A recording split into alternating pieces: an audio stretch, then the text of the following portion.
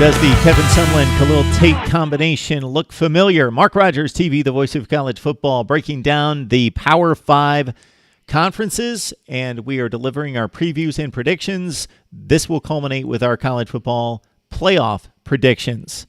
All right, Kevin Sumlin, he was at Texas A&M with Johnny Manziel. Remember, way back when, 2012, they upset Alabama. They won the Cotton Bowl. They finished in the top 5 or 6 in the nation. The next season, almost as good with 10 wins and a Peach Bowl victory. Sumlin, Manziel, the hot recruiting start, bringing in those top 5 classes. It looked like Kevin Sumlin would have a monster stay at Texas A&M. Okay, things went a little bit south. Despite all those 5-0 starts, they couldn't win in November against the SEC Western Division, and Sumlin racked up all those 8-5 seasons, and he's out. So he comes to Arizona. He's got another star quarterback in play with a bit of a different skill set, but basically run and pass both. Manziel, a little bit better passer at this stage of his career, and Khalil Tate unmatched as a runner in college football right now. But it's a star power combination for the coach-quarterback combination at Arizona with Sumlin and Khalil Tate. This is a bit of a measuring stick in regards to Kevin Sumlin's career and how good he is perceived. At Houston, he won big. He beat Power 5 teams, and he developed a premier group of 5 program, but that's been done in Houston by others. And since Sumlin, of course, Tom Herman. At Texas A&M, he accomplished what we laid out there, but his best seasons were with one particular quarterback in play.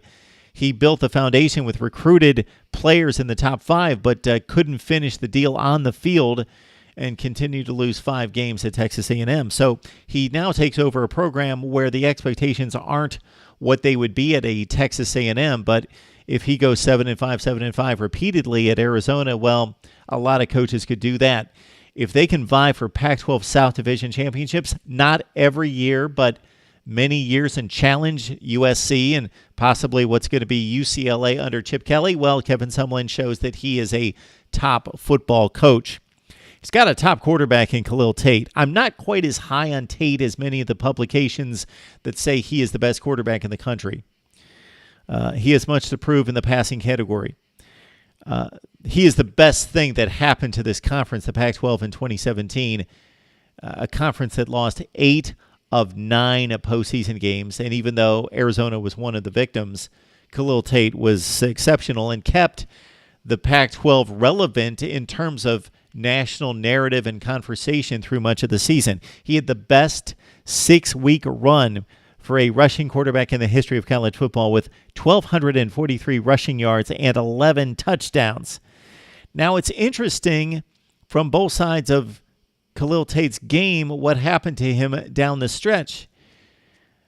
Teams bottled him up the final 3 games. That was Oregon, Arizona State, and Purdue. Not the greatest defenses in the nation, but he only rushed for 32, 28, and 58 yards the final 3 games, and only 3 yards per attempt. At the same time, Khalil Tate, as a passing quarterback, was never awful and took care of the football pretty well and turned in some kind of 12 out of 13, 13 out of 16 type efforts, even though they were easy throws.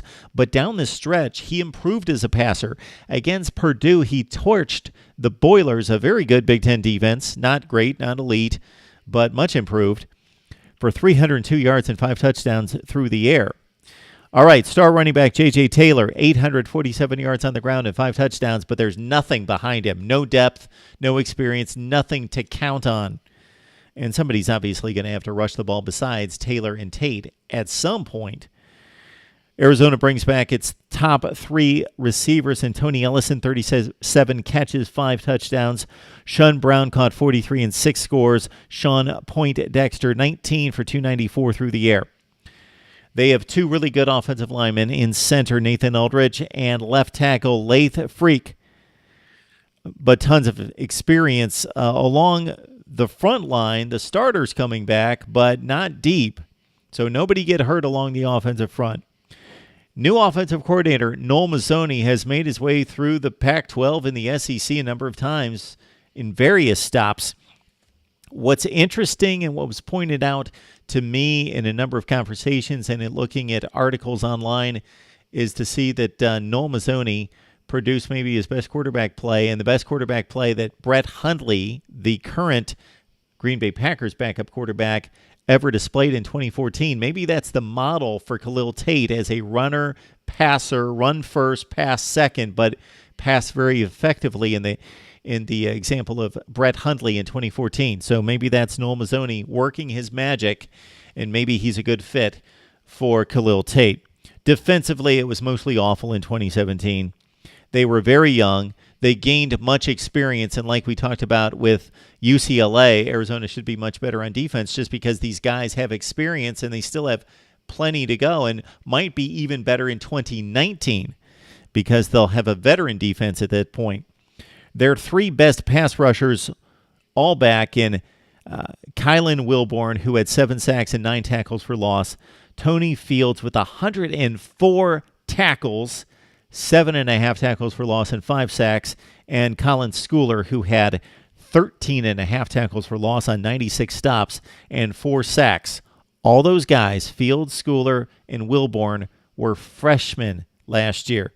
So Arizona's defense could be good. Cornerback Lorenzo Burns, one of the top freshman playmakers in the conference last year with 81 stops and 5 picks. And Jace Whitaker, one of the top safeties in the Pac-12 with 46 tackles and 3 picks. It's the easiest schedule in the Pac-12, and that's not Arizona's fault. I mean in conference play because they play the weakest Pac-12 North schedule. There's no Stanford, no Washington. How does that happen? That shouldn't happen among Pac-12 scheduling. That gives Arizona a huge advantage over the other teams in the Pac-12 South. It's just dumb. It doesn't make sense. They also have a light touch out of conference with BYU, not necessarily a legit Power 5 program at this point or team if they are any resemblance to 2017. But Houston, that was a loss for Arizona last year. They get the Cougars again here in 2018. They're going to lose one of those 2 games, and most likely it's going to be on the road at Houston. So Arizona loses at Houston. They win the other non-conference games. They go 5-4 again in the Pac-12. The easy schedule helps them out. Otherwise, I would like Arizona to take a tumble after a weak November in 2017. They lose against USC and Utah and lose 2 of 3 against Oregon, UCLA, and against their other more difficult opponent there, Washington State. All right, that's the take on Arizona football here with Kevin Sumlin on board and one of the most exciting players in college football, Khalil Tate, back for a Heisman run here in 2018. Right here at Mark Rogers TV, we invite you to leave your comments and your predictions for Arizona football here in 2018.